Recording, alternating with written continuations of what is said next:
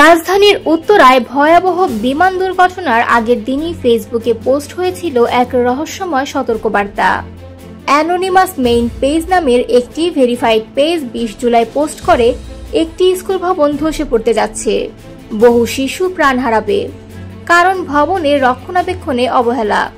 আমি একজন স্থপতি হিসেবে আগাম সতর্ক করছি। ঠিক পরদিন 21 জুলাই ঘটে সেই ভয়াবহ বিমান দুর্ঘটনা।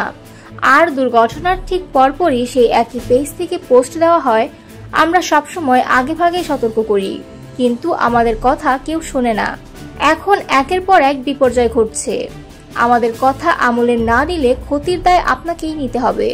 এই পোস্ট মুহূর্তেই ভাইরাল হয়। অনেকেই ভাবতে শুরু করেন, সত্যি কি তারা আগেই সব জানতো? কিন্তু সাইবার নিরাপত্তা বিশ্লেষক আব্দুল্লাহ আল জাবির জানাচ্ছেন ভিন্ন কথা। তিনি বলেন, এই পেজটি সম্পূর্ণ ভুয়া ও প্রতারণামূলক।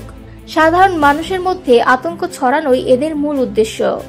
তিনি আরো বলেন, তারা ভবন ধসের কথা বলে, অথচ পরে সেটিকে বিমান দুর্ঘটনার সঙ্গে জুড়ে দিয়ে গুজব ছড়ায়, মানুষকে বিভ্রান্ত করে কিছু ফলোয়ার বাড়ায়। এর বাইরে কিছুই না।